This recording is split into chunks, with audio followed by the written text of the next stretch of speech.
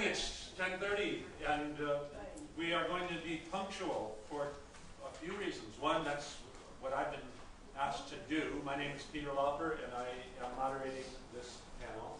Two, I'm a radio guy, and so I'm punctual by default. And three, I have to teach in Eugene at 2 o'clock, so we have to get out of here in time so that I can run over to my car and drive back down to Eugene. So, we will probably get latecomers, and my desire is to take us all in order as we are here, but I haven't met all of us yet, so the first group, are you here or not? That's just me. It's just you. Yes. Well, please come forward.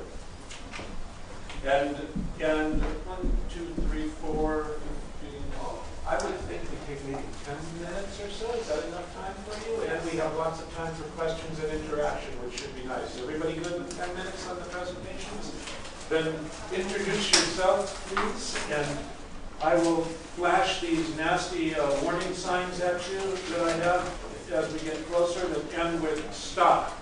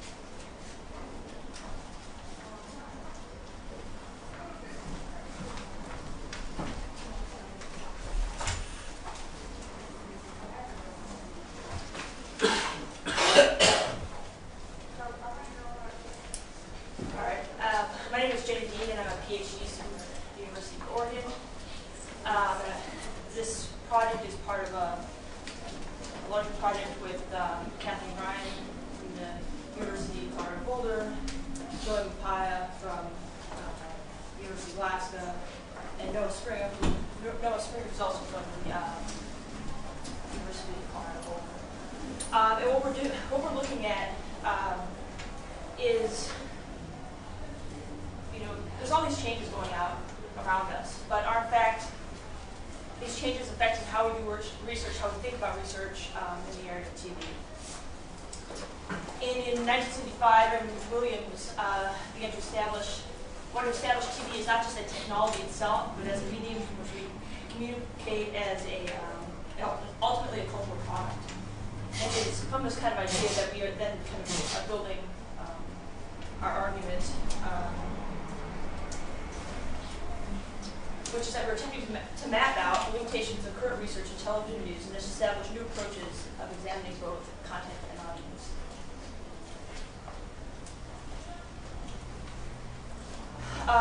In 2010, the Nielsen report reported that we have 115.9 million homes that have TVs. So obviously, television is a very important part of our lives still. We haven't all walked off of this yet. And particularly the network news stations, they get 21.6 million viewers in a day, which far surpasses cable, which is still at about 3.2 million. These statistics are from 2011. So our main focus in what we're looking at is on network news. And what is it about network news that keeps our attention and still draws us to it more than other news sources? So how should we study news in a digital era? The three areas that are most, like I said, we're interested in network news, and when I say network news, we're interested in ABC, NBC, and CBS, and looking at how those stations are presenting news and what's kind of the whole news flow that is happening on those stations. Traditionally, when we study the news, we think of the nightly newscast, because that's what everyone is supposed to watch. That has been known as the newscast of record. But with all these changing news, the amount of news you can get in many different places now, some of that is starting to change. So one of the things we're thinking about in our research is, well, can we really just study the nightly news anymore?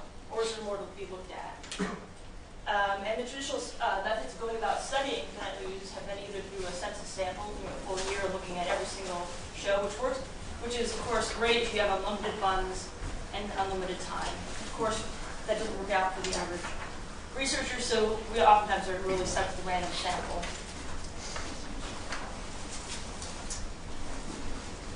The Pew Project for Excellence is really focused on that newscast of record as their main source of doing research, and they really sampled. This past year, they did actually a full sampling of all of the nightly newscasts in their data, which usually they just do a random sample, but they thought things going on that are changing, maybe we should look at a bigger piece of it. So Rife and Company, they are the ones that kind of set up this idea of how we should sample the news in the most recent years. And when they did it, they were looking at random samples, and the idea that, and after doing multiple different types of tests, finding out that actually the most accurate way that they could find is to take 2 days per month, so we get 24 days, and analyze news that way. But one of the elements that was interesting, what they were thinking, presenting, was that, in fact, they are calling for the idea that you do need to look at those, your methods, like every 5 years, because a lot of things are a little bit more stagnant and don't change. The news is this ever-changing product. It's continually evolving. Every newscast can be different, and they're always trying new different things. So the methods that worked 5 years ago may not be the best methods that we can use today.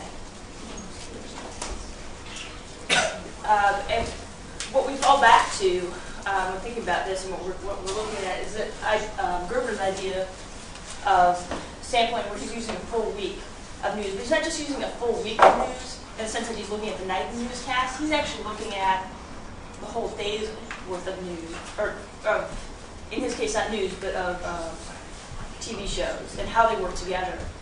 And so what we're actually looking at is a much more complicated issue of how does all this stuff work together in different ways. And it's following his model of this idea of this holistic need for understanding that's really significant. We have lots of different things that are changing in the news world right now. The political economy aspect of it has been huge. Obviously, we've seen huge shifts in how we're producing news, how we're looking at news, and the different forces that are controlling that. And so to do that, it's important to keep this idea of political economy in mind, but it's also important to think about not just the basic structure of political economy, but how we integrate, or how the news stations are integrating different bits of information into their newscasts, and what they're connected to, and how they're promoting different bits of information. Because it's becoming this whole, it's a much larger puzzle and piece than just a newscast itself.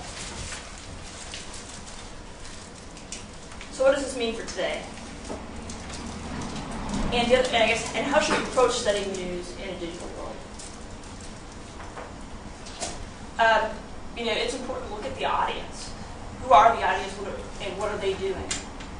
Is the audience really all just watching that nightly newscast, or are they actually much more spread out between the many different types of news that are portrayed even on a network news station during the day?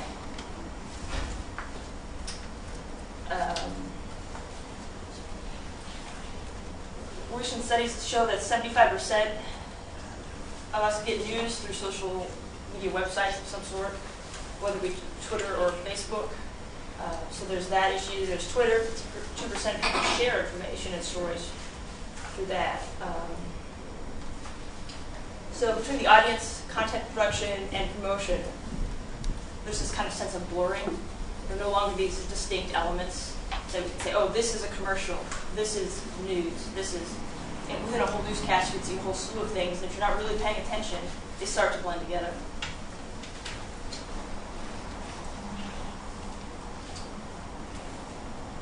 So how many people use multiple platforms to communicate and look at the news every day instead of just going to one source and so forth? Pew is suggesting in the 2010 report that 92% of people go to multiple different sources, whether it be TV, radio, or the internet, or some other source. So our viewers are no longer just a viewer of our show. for these viral viewers out there looking at things in different ways and different ideas. So how do we start looking at things in a more holistic approach?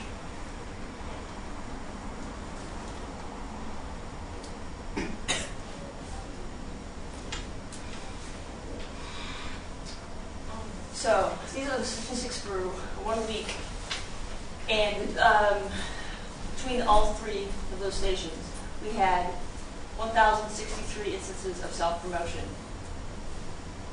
In 30 minutes of TV time, you get approximately 4 minutes of that time spent towards self-promotion for that station in some way, something they are affiliated with. So it really has become an important element of our news. It's not just news itself, it's all these other elements. So how are we proposing looking at the news? Instead of just looking at the evening news, we look at the early morning, we look at the overnight news, we look at the morning news, evening news, and weekend news, and we're even looking at all the news magazines. And we're looking at not just parts of the show, which is one popular method of looking at some of these, we're looking at the full show. And going through and doing a content analysis of it, looking at the anchors, reporters, corporate connections, networking, as well as the social aspect of it. And so it's from this that we're then looking at our research, because we don't think that anymore that you can just look at those single elements. It's more of this, you have to look at all the different newscasts in the day if you're going to study the news. It's no longer just a newscast. And this falls back to that model I was talking about earlier by Gertner, who's studying television, looking at TV shows and looking at how they're actually all interconnected. And if you start watching a lot of the newscasts, and you start watching for a week straight of, I don't know, any one of them, you'll start seeing the same stuff repeated over and over and over again. Maybe it's been adjusted a little bit, but it's oftentimes the same thing. It might be 3 days in a row, depending on which show and what time of the day. You just keep watching the same thing.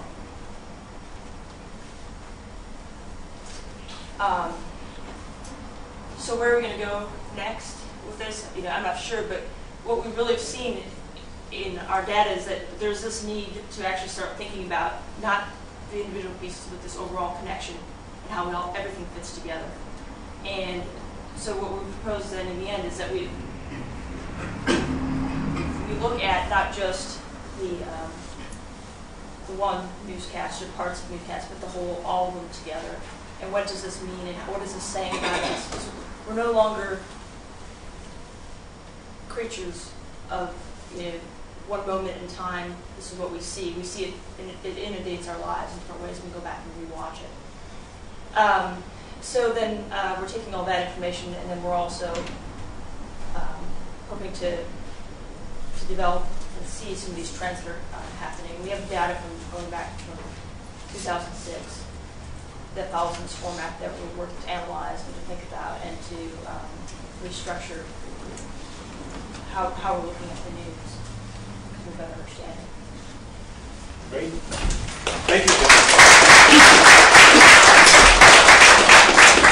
When you were talking about the self-promotion, Jenny, it reminded me of my time at NBC News, primarily in radio, and the division vice president for radio repeatedly told us that the promotional announcements during the day were more important than our newscasts. That was the announcement.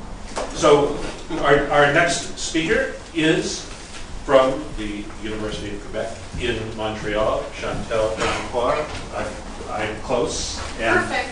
And I have been asked that you all eat the microphone because apparently it needs you right up there close so that whomever it is who's listening elsewhere somehow is going to be able to understand you. And we'll do this at about 10 minutes each, please, so that we have lots of time to interact. Take it away.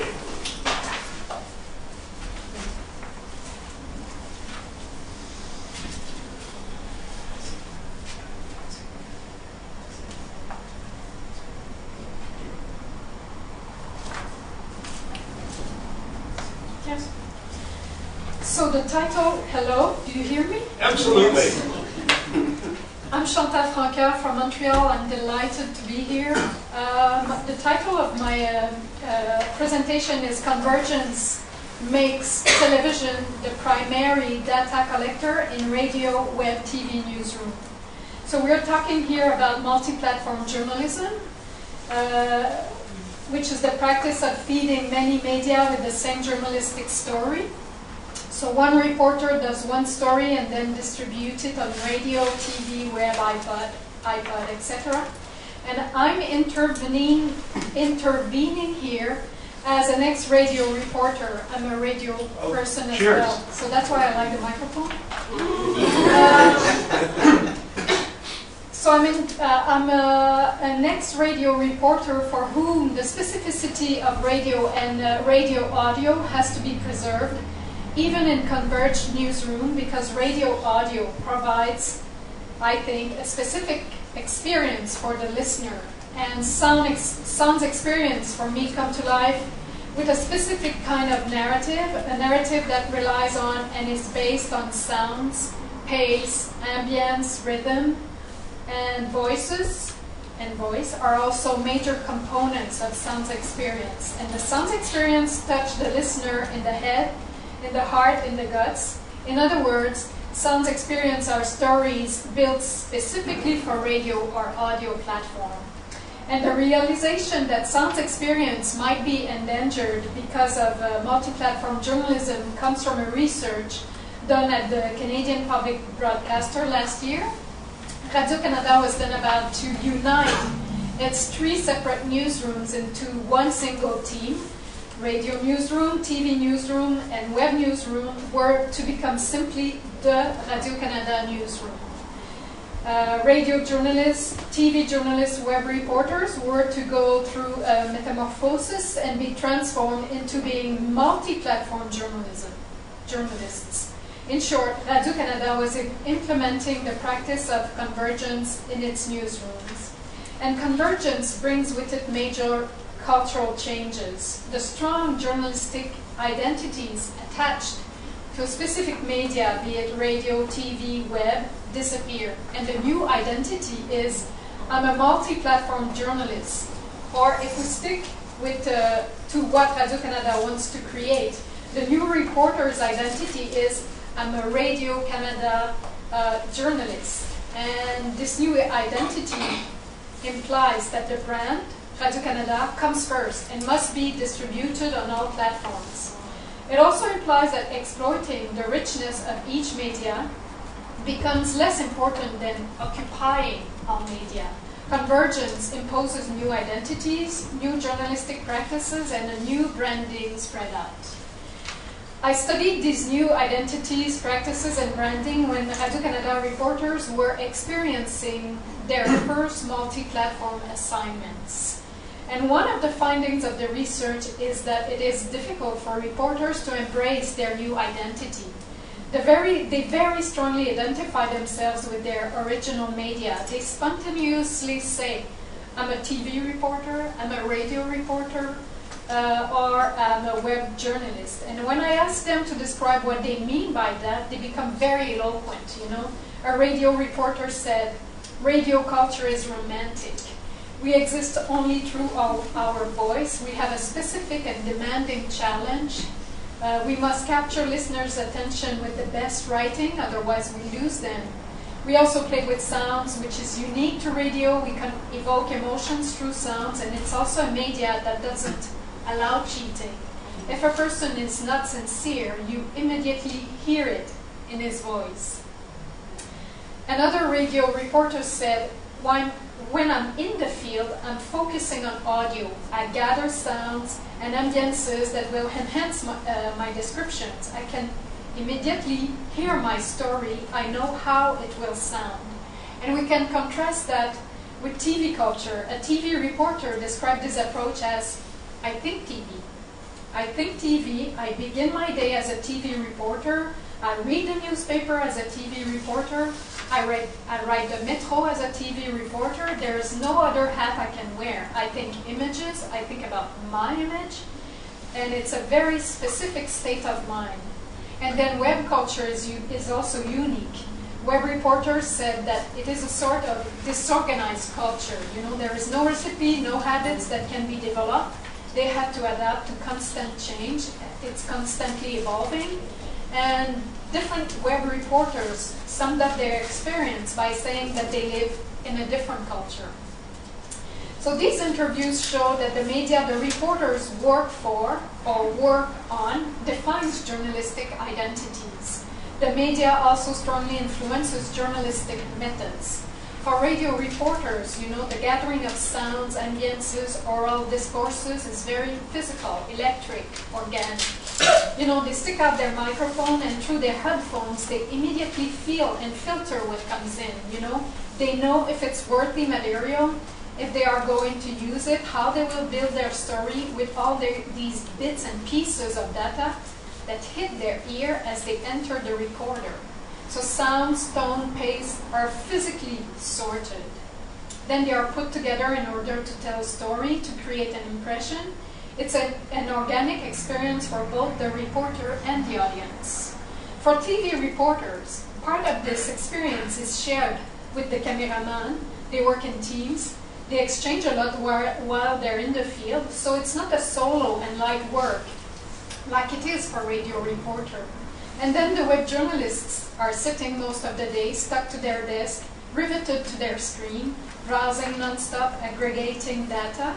So all these reporters' identity are defined by their media.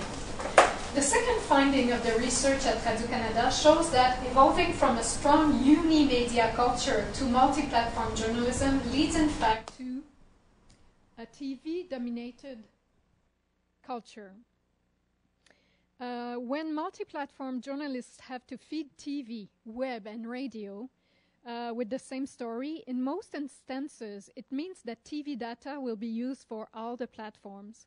Since TV is the heaviest media to serve, needing images and audio, TV becomes the definer of journalistic methods. The logic behind it, you know, behind Convergence is that once TV is fed, radio and web can pick up what they need in audio, clips, and images from TV data. For reporters who are originally from TV, it just makes sense. One of them testified that TV is the only media from which you can draw to do radio and web. You cannot use audio to construct a TV story. If you go in the field thinking radio, you will not be able to do a TV story. You can always create radio and web stories from TV. The reverse is not doable. So, you know, saying that TV stories drive multi-platform journalism is simply logic. But this logic is very irritating for reporters who are originally from radio. They find it deplorable that radio is taken for granted, that it is seen as an easy media to serve, a minor task. They feel that they're losing control of their radio product, that radio-specific culture is not recognized anymore. The main focus of the newsroom becomes getting good images. Sounds are gathered at the same time, but it's not a priority nor a concern, and sounds are collected by cameraman, not by the reporters anymore. There is not that physicality related to sounds anymore, and adding to that loss is the lack of time to produce different stories for different platforms. It often means that TV narrative will be used for radio because of compressed time and multiple deadlines. Multi-platform journalism gives very little space for rewriting stories specifically for radio or for web.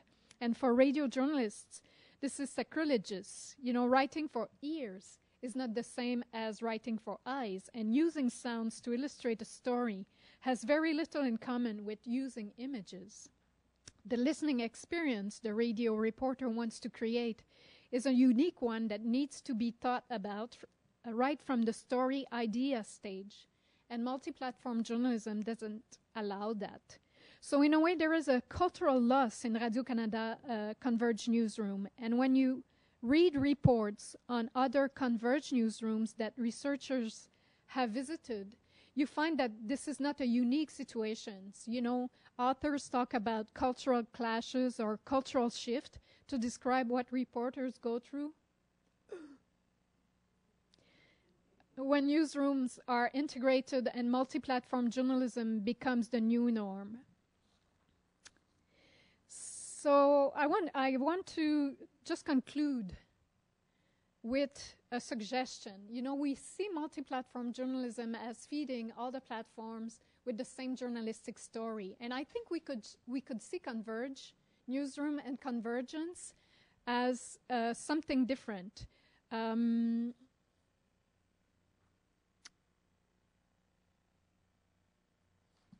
So indeed, media convergence could be approached differently. You know, it could be built around multi-platform sounds, multi-platform images, multi-platform text. So audio journalists could feed all the platforms with their sounds. Video journalists could do the same with their images, and text journalists as well. Then the specificity, richness, and unique experience of sounds, images, and texts would be preserved and enhanced. And the work for audio reporter would become one of creativity.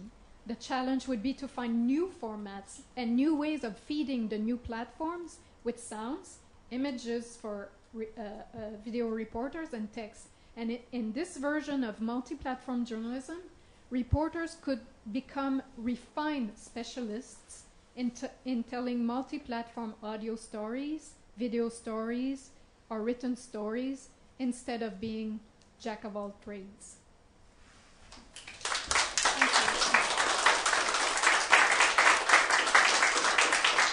Thank you very much, Chantal. And you're right that you're I feel like as if you're my sister here with the radio, and it's a reminder that radio is the most visual of media, and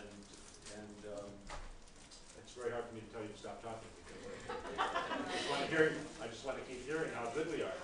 Carey Higgins is here from Portland State University, and please keep the microphone over there, along with Gerald Sussman. I thought you were going to stay in the background. Excuse me. Get up here, both of you. I will be mostly in the background. Carey will do most of the presentation. I teach at Portland State University in the School of Urban Studies and Planning, and Carey is a doctoral student in that program as well. Maybe more importantly, she's a television, newscast director, so she has many years, 15 years of experience in television newsroom. So little background. We have sort of an urban perspective on the issue, and a couple of issues we wanted to look at. One is that the presumption in a democratic society that information is required, adequate information is required for citizenship. You don't have a viable democracy unless citizens are well informed. So one of the questions we want to ask, therefore, is what sort of a job does television news do in informing a local public, local stations? Robert Putnam, you probably know, described Portland as having a high level of civic engagement, civic participation. So I want to see how consistent television news is with that principle of civic participation and civic engagement. And the second issue we want to address, thinking of Raymond Williams, and who wants to look at the conditions of a practice. We also want to look at the conditions of the practice of news production. So that's the second thing, and Carey's going to speak to how the new technology has impacted the production of news, and in the end, how does the production of news under the new convergent environment change the product itself, the product of news itself. So I will stop there and let Carey take over. Hello. We do our study here in Portland. We're based here, but more importantly, Portland is a rather large news market here in the United States. It's the 22nd largest. There are nearly 1.2 million households, which translates to a couple, 3 million people who can watch our local newscasts here in town. Like Jerry said, we're widely known for our urban planning. We're also known for our citizen involvement. And successful involvement requires knowing what's going on in your city. So we ask if our local television newscasts, which are still the #1 source of information here in the United States, are actually providing the information that you, the viewer, needs to participate in your community. Here in Portland, there are 4 newsrooms. They provide news for 6 stations. None of them are locally owned. They're all part of multimedia corporate parents. Some of them have been through multiple ownership changes since the year 2000, and all except for Coin, which is the CBS affiliate, are publicly traded on the stock market. All of the stations have been through spectacular technology changes and multiple rounds of layoffs in the last 10 or so years. So there are fewer people doing more work with new and often unfamiliar equipment in order to bring you the information that you need on the air. And so what we're looking at is how these developments affect the information and news gathering. What we did was we talked to a bunch of people in newsrooms across the market, and we wanted to see what their experiences have been. And this thing came up a lot, believe it or not. The computer is both a pro and a con in news gathering. Obviously, it's made things like researching much easier, typing, updating news stories, much easier than on a typewriter and then having to do carbon copy and all that lovely stuff. Email has made it possible for journalists to get in touch with people whose timelines they otherwise wouldn't be able to get a hold of. On the flip side, it has also contributed to more work being distributed amongst fewer people. An example of that is automation. This right here is what a non-automated news production looks like, and even this is more consolidated than it used to be. There are supposed to be people sitting in those chairs over there, but they disappeared because they had other work to do when we were taking pictures. But as you can see, there are at least 6 people involved here to put a newscast on the air. There's only one station in Portland that works this way. This is how most stations in Portland.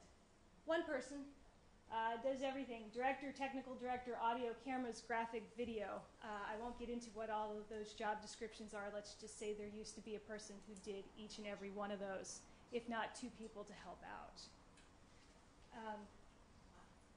This is called Ignite. It causes some difficulties. A newscast is no longer punched, as we call it in the business. It's coded, so now it becomes a computer thing as opposed to a creative thing.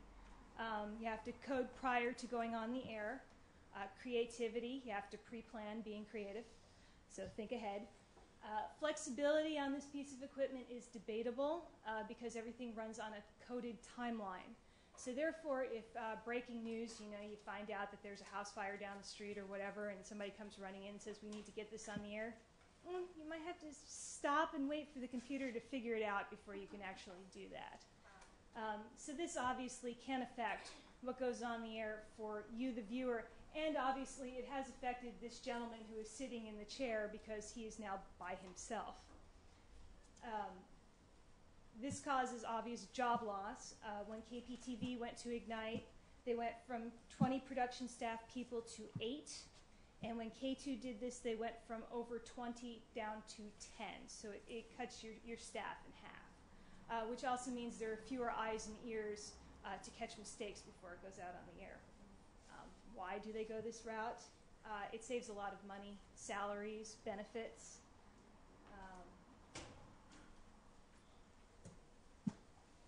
One-man band is another big change. The laptop comes in handy when you are sent out in the field, and you are now the only person who is sent out in the field. The one-man band is one of many terms for a person who writes, shoots, edits, and reports, and goes live for numerous newscasts out in the field. This used to only be done in smaller markets. Like I said, Portland is one of the 22 largest markets in the country out of 212, so it's a pretty big market. Usually the smaller markets use it as both a cost-cutting measure and so new journalists can figure out what direction they want to head, and most look forward to the day when they don't have to do everything. But now you're looking at things like this. This gentleman on the right has a backpack on, and it's called Live U. There's TV U. There's a few of them. Right now the technology is a little bit flaky, but with the push of a button, in theory, one person can go live on the air without having to string cables, which is convenient, yes, but it also takes away more jobs. So that gentleman has a person that he's working with, but he could just as soon be his writer, reporter, photographer, editor, live truck operator, and the person on the air, which obviously has taken away a few jobs. Some of the problems with being a one-man band that people that we interviewed brought up is that you have to kind of rush. You're kind of running around because you're trying to do so many things. So you're working on this deadline. You're rushing to get your video shot, get the story edited. And sometimes it takes away from your interview because you're too busy thinking about all these other things that you have to get done that you might not clue into something that somebody that you're interviewing has said that would be more important information for your viewer. And Mr. Al Franken up there, it used to be the joke among newsroom workers that we were going to have to put satellite dishes on our head and go out in the field. And as an anchor that I interviewed said, now it's coming true. Luckily, it's a little more streamlined than that. But again, this is a cost-cutting measure, although I have been told by a news manager that in the ideal newsroom, instead of consolidating reporters and shooters and editors and getting rid of the people, in theory, you would give everybody a camera, everybody a laptop, and they would be able to hit the streets and actually do more reporting for the viewer. That is an ideal newsroom. In practice, at least in this economy, so far it has led to layoffs. I guess we'll see where that goes in the future. Now, as was mentioned before, we are no longer just producing for TV, even though we are TV newsrooms. We're producing for on TV, on the web, and on the go. The computer brings more work to those in newsrooms through the station website. Journalists in most newsrooms are expected to contribute to the online website, which brings in more work, same number of hours. But TV people have told me that writing for the web is much different than writing for broadcast. There's often not training for this, and posting video. Some get trained, some don't. So it takes a large chunk of the workday because people just don't quite know what they're doing and they're not comfortable with it. And literature, academic literature has found the same. So this is not just local to Portland. This has been happening over and over across the country. And in addition to putting stuff up on the website, crews are expected to be tweeting and Facebooking while out in the field. So consider your one-man band, in addition to all the other stuff that I just talked about, also having to go on Twitter and say, hey, I'm working on this story, you know, here's what's coming up at 4, 5, 6, 6:30, 7, 10, and 11. And then, of course, now there's an app for that. Newsrooms are trying to figure out what to do for mobile newsrooms. Unfortunately, there's not an app for easily getting your TV stuff onto the web. That would be nice. But you know, we're trying to find out what will happen to the workload if we have to do things for mobile apps as well. This right here was one of the more interesting topics of discussion.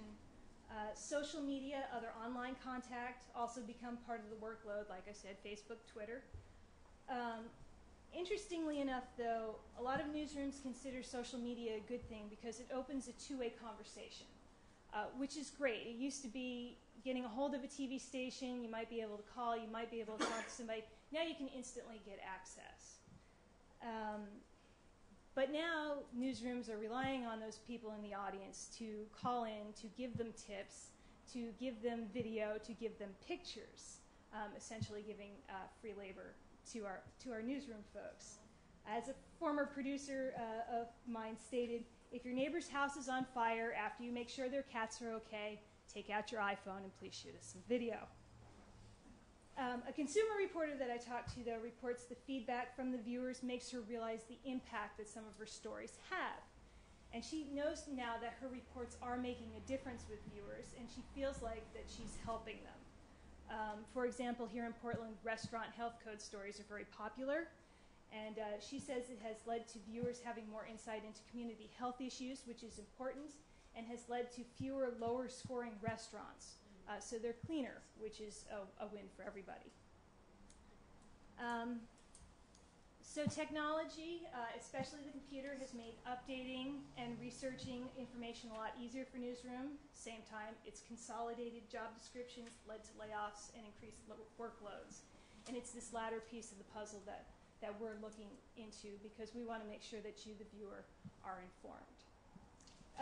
And real quick, speaking of contact us, my email address in the program is incorrect. So if you want to get a hold of me for some reason, that's the proper one. Thank you. Thank you, Gerald.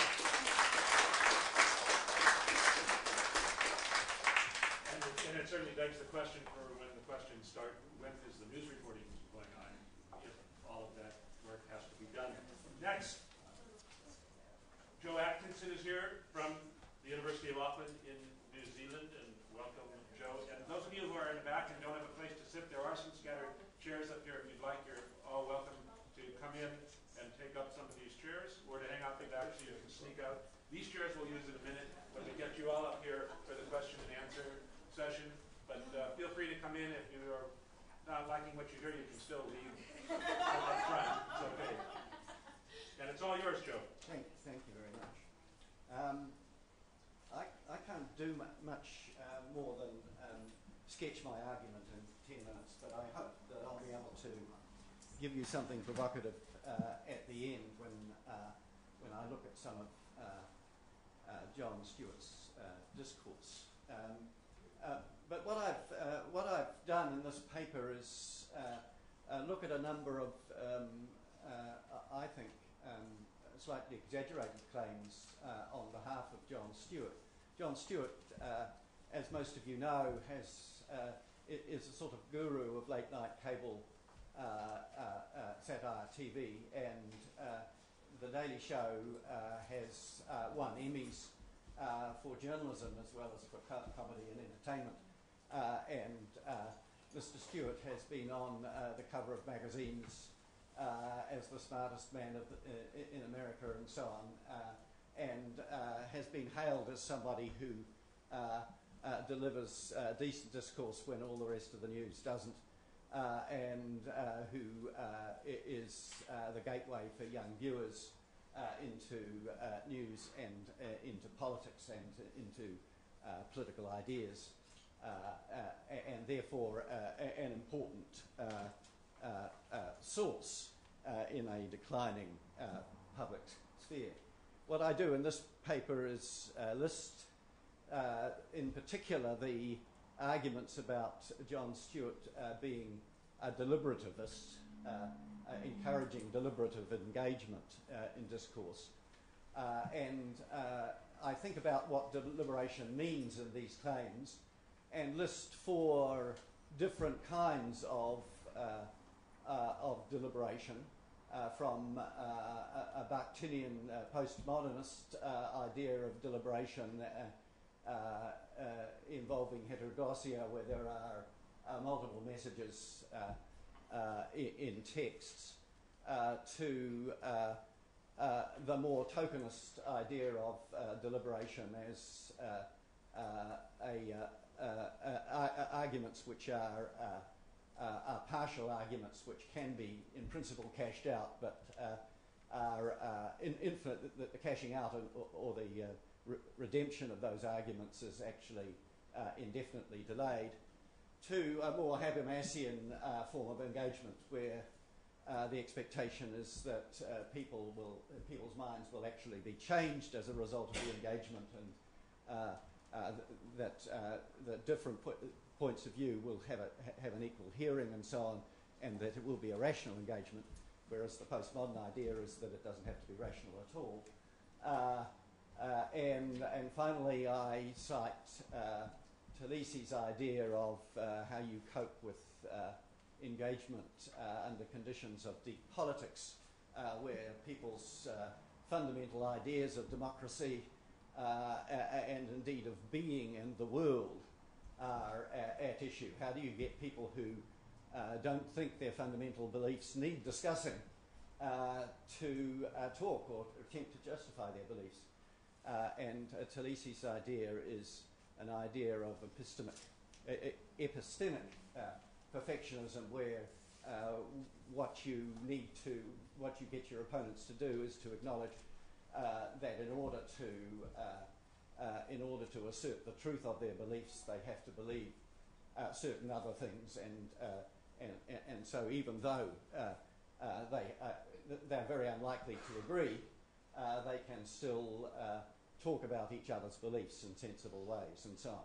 So, and I envisage that those different kinds of deliberation are more or less demanding in terms of the epistemological requirements that they involve. I just don't have time to go in detail to that. And then I look at some of the claims that are made in favour of John Stewart and the Daily Show. And let me read a couple of them.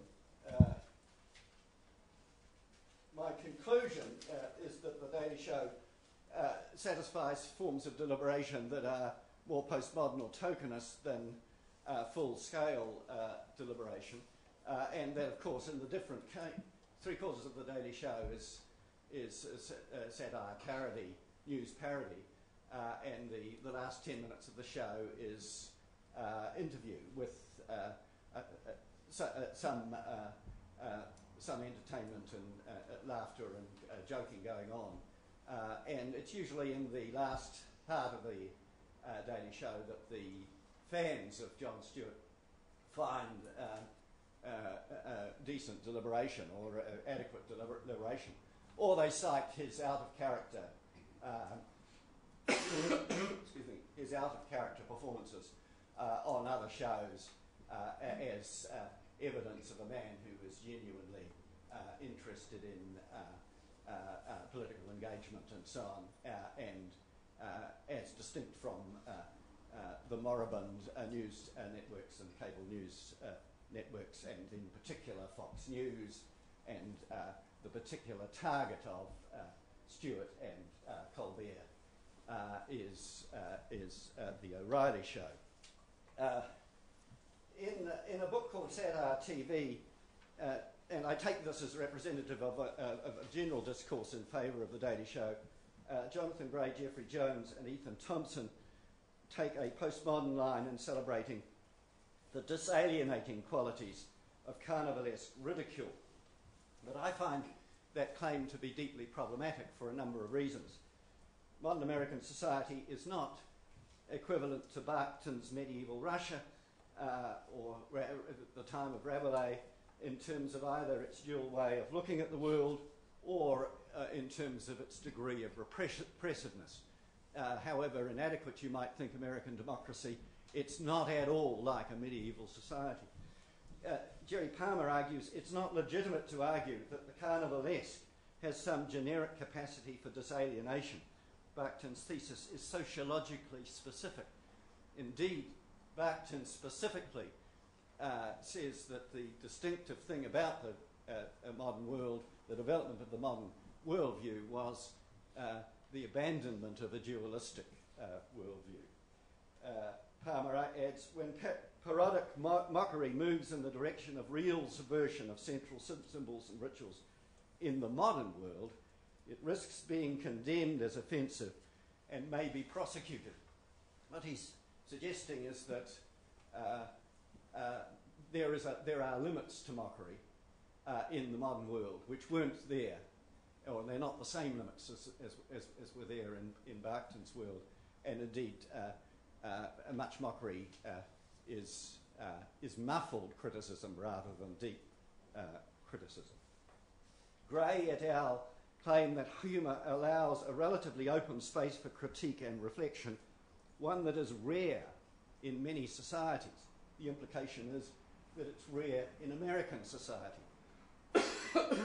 But I argue that even immediately post 9/11, under the influence of Bush's "if you're not with us, you're against us" rhetoric, the US still did offer quite a few spaces for open critique and reflection.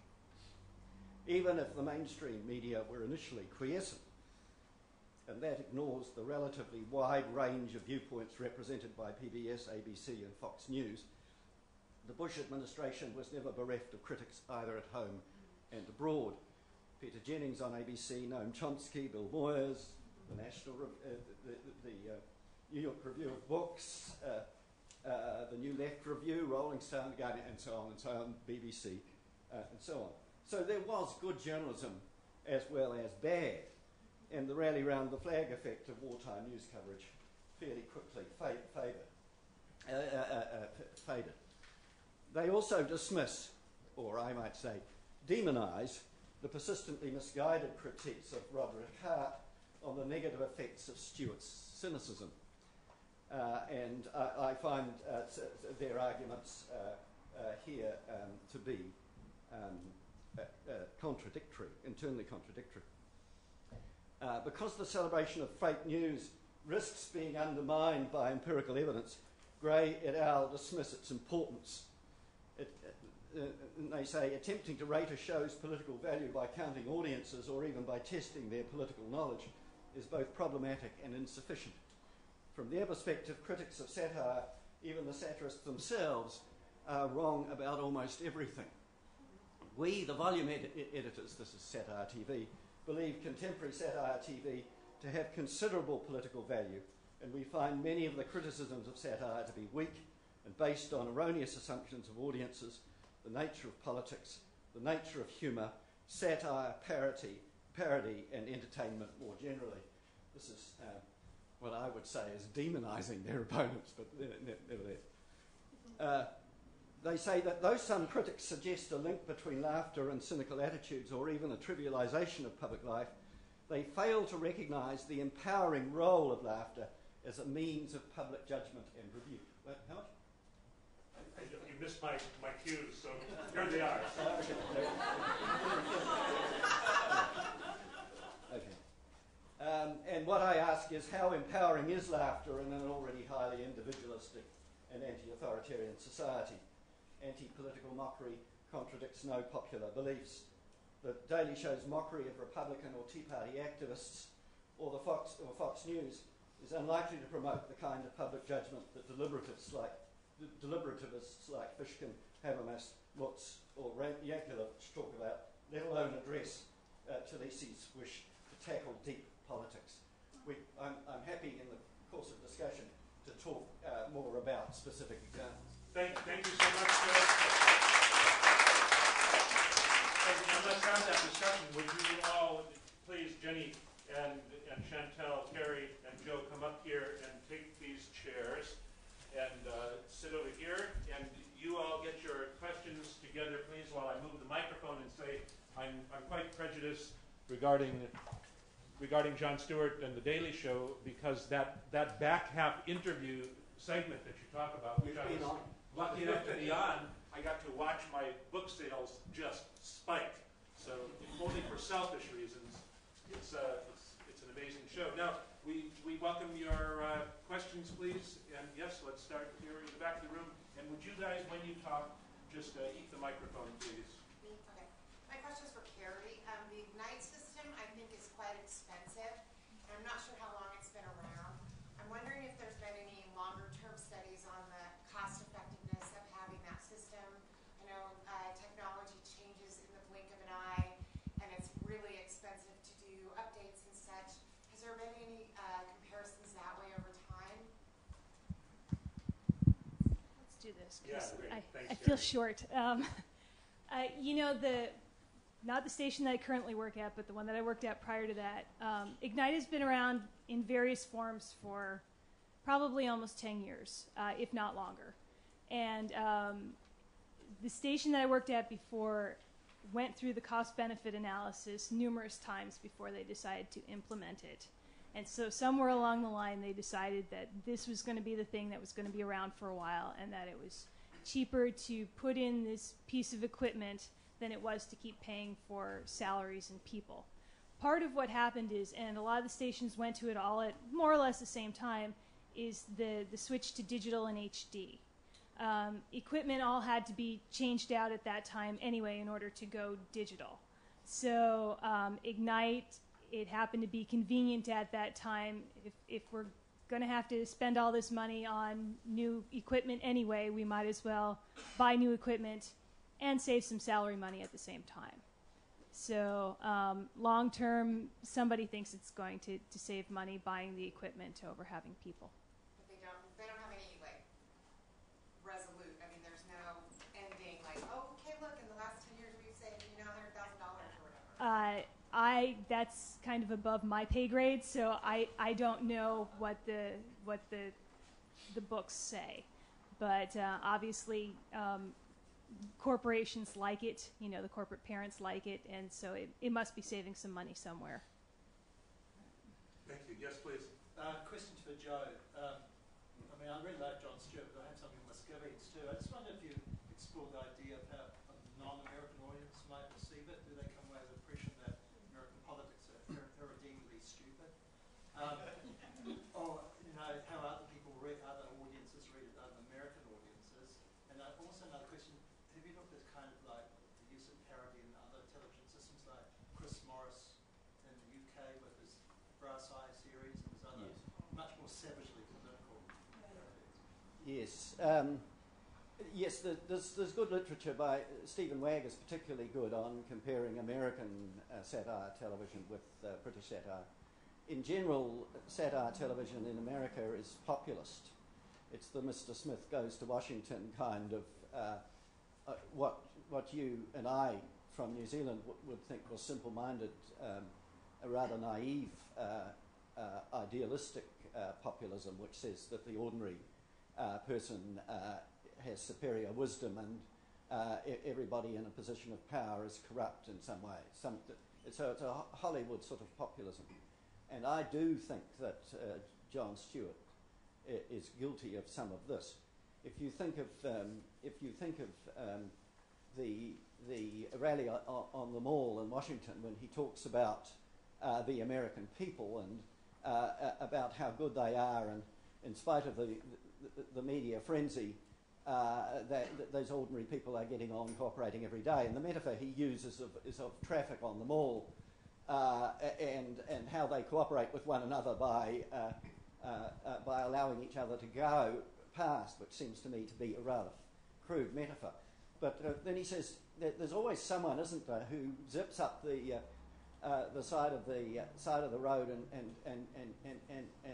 gets onto the motorway earlier and so on. But we never hire that person as a consultant.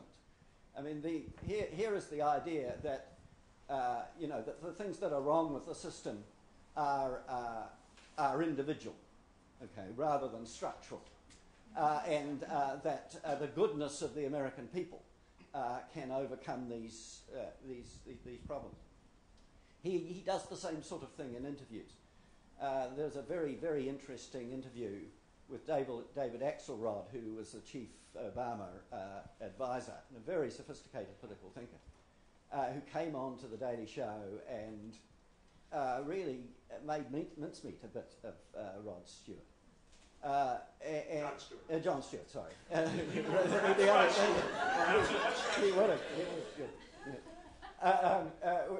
What happened was that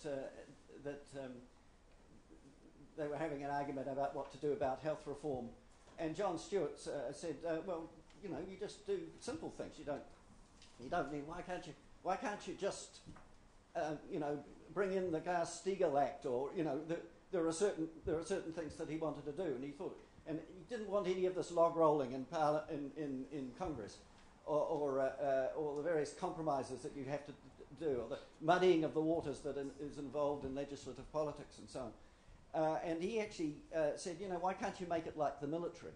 Jon Stewart isn't really a deep political thinker. Thank you, Joe. Question here. Yes. Two things for Carey and Madam Francoeur. Chantal? Can I call you Chantal? Sure. Great.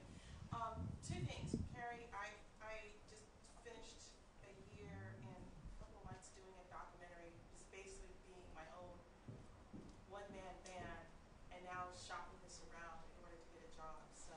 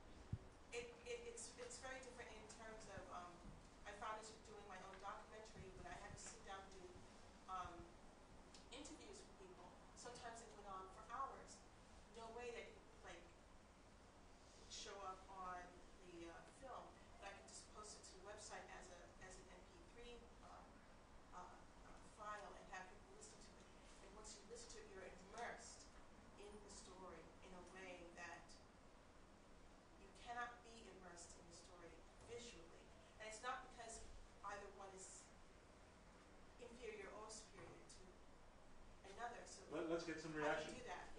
Yeah. Yeah, I totally agree. I think with radio, you get other information that you get with TV or on the web. And it's very rich and very specific. And it talks to different, I would say, different parts of the body, of the listener, of the viewer, of the person who's browsing. And to me, like to decide, okay, let's do specialists in audio, specialists in images, and specialists in texts, means you keep the richness of any media, plus it doesn't cost more, which is, obviously, as Carey was presenting, which is an obsession. When you do multi-platform things, you become jack of all trades, and it becomes much less satisfying as a worker to do that, because you don't do anything well, so it's discouraging a bit. Carey? And that's kind of the whole one-man band thing in TV news. The good news is, because you can do it all, it'll make you getting a job probably a lot easier. And if you work your way up into some of the bigger markets, a lot of the big markets haven't gone one-man band yet, or they haven't gone completely one-man band yet. So, there is still that. It will probably never be totally everybody does everything. At least not in the near future, because there are some things where specialists are definitely good to have. But all those skills will definitely help in getting a job. But it is considered a cost-cutting measure until, as the producer, now news director, told me, until we get to that point where we can have our ideal newsroom where everybody, where we have enough staff where everybody can go out and do their thing and not necessarily have to turn a story every day for every newscast. It's something to keep in mind. There are economic factors. In the back here, yes. And then you behind him. I've got a question for Joe. It's from its New Zealanders all banding together. But no, it's about that you sort of talked about the interview portion of the Daily Show as perhaps being a section which has some of the more high-minded discussion on the show. I'm really interested in that section because to me, the people who appear on it break down into roughly sort of three different groups. There's public figures, there's people who have written a book, and that's usually a book of academic or social or political interest, or there's entertainment figures, sort of the George Clooney, Bruce Leary kind of people. And so that to me, there's sort of two forms of discourse which go on there. One which is quite academic, quite high-minded, quite theoretical, and one which is purely pushing a commercial, a film or a TV show or something of the sort.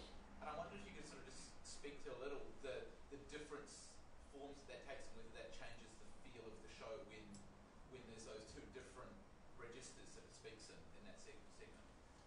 Well, it seems to me that the entertainment focus and the studio audience demands that Jon Stewart compromise the serious stuff by putting in jokes and not making it too serious. And Stewart is praised in there because what he does is allow the joking allows the conversation to go ahead, whereas it might be more polarised and more difficult. If you think of Talking Points memo on O'Reilly or something like that, where really quite rude and meaningless kinds of discourse take place. And I think there's some truth to that, but nevertheless I think he pulls his punches, like all the late night talk show hosts do, even in the serious interviews. And often his questions are not very sophisticated, and often he doesn't follow up on the suggestions that he makes. So there is there are some commonalities between the interviews that you find of the celebrities and the interviews that you find of the serious people. And he's just as likely to ask serious questions of the celebrities as he is of the authors. And it depends on whether he's read the book. He hasn't always read the book. Had he read yours? It was clear that he read the book. Yeah. And there's another point, as long as you're pulling back the curtain a little bit. Yeah. Coming out to the interview, I was asked not to relate to the audience. Right. So he relates to the audience. The guest is requested not to. Well, the interesting thing in the Axelrod interview that I mentioned was that the audience, Axelrod began listing, at some stage during the interview, began listing the Obama administration's achievements. And the audience broke into spontaneous applause as he listed point after point after point after point. And Jon Stewart was sitting there looking, first of all, perplexed and then quite angry. And when the show was played, that part of the show was excised. It was left on the web version later on, an extra special thing, presumably because there was some criticism about him doing that. And I'll get to you next, and first in the sweater vest, yes. Thank you. For Chantal, I'd be interested to hear your take on the psychology of a converged media worker. At my university, we've had a converged curriculum for about 6 years. But we still find that students very much differentiate themselves. I'm a print person. I'm a broadcast person. And even though they are required to take classes that make them work across platforms, they cannot come to think of themselves as a converged media worker. So I'd be interested to hear your take on what it will take for those in the media to reach that point. When will we reach that point that we won't have these distinctions, but people will truly think of themselves as being a converged worker? Well, maybe it won't happen. I think it's good to train people in TV, radio, and web. Excellent. And it's for people to decide, okay, which they like best, in which they perform best. And I think the real elite that will come out of it will be able to decide, this is a TV story, this is a radio story, and this is a story for the web, you know?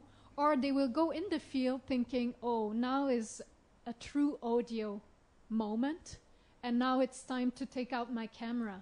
I think, you know, that's what I would be looking for if I was still in the field. That's what I would want to do. Because, as I said, each has its specific strength, and you want to learn to play with it. So I'm not sure they will present themselves as multi-platform journalists. They will say, I'm better with radio or audio, but I can do everything, and I can decide which platform is best for one story. These are terrific questions. We have time for at least two more. First here, and then there. So yes, please. I have a question for Jenny. You and your group took examples of 3 major network television in this country, but my understanding is network news is becoming, it is aging rapidly, and the main audience for network news include most of the audience in this room, baby boomers, but some of the young generation in the classroom at the universities, they don't watch network news on a regular basis. So I think you mentioned those, age group differences and the generational gap, but do you have any updated evidence on that, age differences, the main target audience? I think that the average person who watches the news is in their 50s. I think that's where it's at right now. Can you speak up a little? Sorry, the average person who watches the news is in their 50s. So yeah, it definitely has age as far as like network news. But still, network news in itself is still probably has the biggest draw of people watching news of channels of any of them. So it still is for significance for study is still the biggest significance of study. However, it is important to figure out what is going to happen with the internet and what the younger generations are going to or are looking at, because it is different than necessarily just the nightly news or morning news, whatever newscast you might be watching. And yes, please. That's a nice segue, because I have a question for Jenny too, please. And it's sort of practical. Like it's clear what y'all are doing, the scope of the question, and the interest is broad. But how does the fact that the news is at least broadcast in some segments on the internet change both how you can study the news as opposed to having to go to like the Vanderbilt archives, and then how does that also affect it that the news isn't this contained package anymore? It's something people can access the next day or weeks later. And if there's a question you'd like to answer, and then go for it. Okay. As as how we go about studying, we still record as the researchers record all these episodes or new shows, and we're actually watching them and coding them so that we can go back and check and look at information. So we still have to do all the same work as before. That hasn't really changed, I don't think, but and it's really hard to gain access to any of those archives. So even on the internet, there isn't. If you're going to watch that day's newscast, yeah, you can do that. But to go back and find days and days past and find complete newscasts is really difficult. So the best way to still do that is by doing the recording them, keeping them. Then we have record of them too, so that we can go back and look at them and go, okay, this is what we were talking about, and check our own coding and check with each other and talk about it. What was the second half? Well, so in the theme of the conference, does that mean that you're on you're recording them on an actual TV like that? Yeah, I mean, yeah, someone's DVRing. There's a person who's actually recording. I don't know. I think there's about 20 days that were selected for each year that we're looking at, and so yeah, someone who does it for all 3 stations, 20 different days, and then all the episodes or all the different shows for that particular day that are of news value. So yes, that is exactly what happens. So thank you all very much. Now, before you leave, and I have not told this to the panelists, this is the What is Television conference, and this is the Changing Television, Changing News. So let's try this and see what happens. What did you watch on television this morning that could be considered news? Channel 6, I think. And what did you see? What's a story that you saw? Okay, what did you watch this morning on the television? What did I watch on the television? Absolutely nothing. Okay. Everybody was sleeping. Sleeping in the room. What did you watch? I didn't turn the TV on. She didn't turn Ms. Television didn't turn the TV on. I went on my iPod, and the story that was interesting for me is that students are protesting raising fees in Quebec. But that was not on the television. No. Okay, now, somebody tell me something they saw on television news this morning. Tornado. Tornado. What station? CNN. Weather. What station? I don't know. He doesn't know. Anybody else? Rush Limbaugh's foot in his mouth again. At what station did you see it? I saw that. NBC and the Today Show. The Today Show, Yeah, I saw that. weather, and tornado. 2 weathers. Rush Limbaugh. Coin 6. And what was the story? There was a fire. There was a fire. There was a fire. What is television?